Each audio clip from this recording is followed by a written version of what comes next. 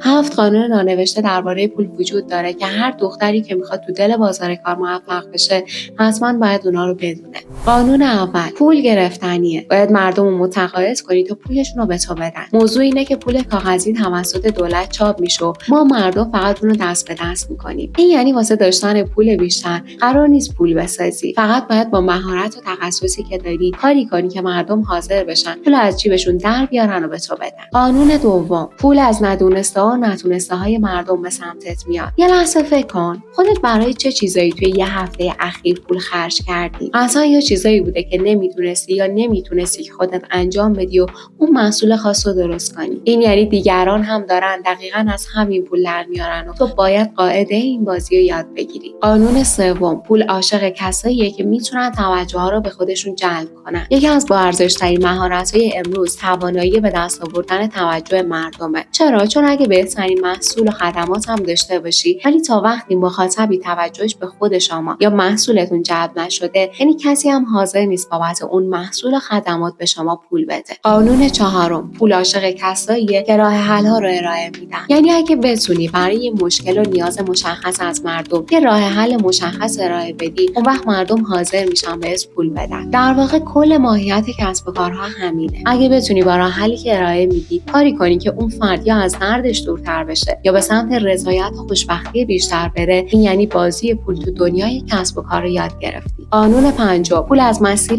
ارزش رد میشه نه از مسیر نیت. یعنی درسته که نیت تو از محصول و خدماتی که ارائه میدی خیر و خیلی تلاش کردی براش، ولی هیچ کس بابت نیتی که داری بهت پول نمیده، بلکه به ارزشی که به زندگی دیگران اضافه میکنی و کمکی که بهشون میکنی پول میده. پس سعی کن نیت تو به یه ارزش ملموس و قابل درک وصل کنی. قانون ششم، کاری که مخاطبت حس کنه که خودش انتخاب کرده. تو دنیای امروز برعکس بازاریابی و فروش سنتی، هیچکس بابت خریدی که حس کنه داره بهش تحمیل میشه پول نمیده، بلکه تو باید روی مهارت فروش خودت کار کنی و کاری کنی که مخاطبت حس کنه که خودش داره انتخاب میکنه که محصول خدماتت رو بخره. قانون هفتم، پول از اعتماد میاد و اعتماد از تکرار. اینو همیشه یادت باشه که یه بار تبلیغ هیچ وقت نمیفروشه یا یه بار تولید محتوا باعث نمیشه که کسی بهت اعتماد کنه. پول این روزا به کسی میرسه که اونقدر تکرار کرده تا مخاطبش حس کنه که کاملا میشناستش و میتونه بهش اعتماد کنه. تکرار مادر درآمد پایداره. این قوانین موضوعاتیه که خیلی‌ها نمیدونن، ولی برای اینکه تو بازار کار مسیر موفقی رو طی کنی نیازه که حتما اینا رو بدونی. اگه دختری هستی که تو مسیر شغلی تا انتخاب رشته سردرگمی و نمیدونی چطور مسیر مطمئنی رو برای خودت انتخاب کنی، رو به راه برای توئه. حتما کانال رو سابسکرایب کن و منتظر ویدیو بعدی باش.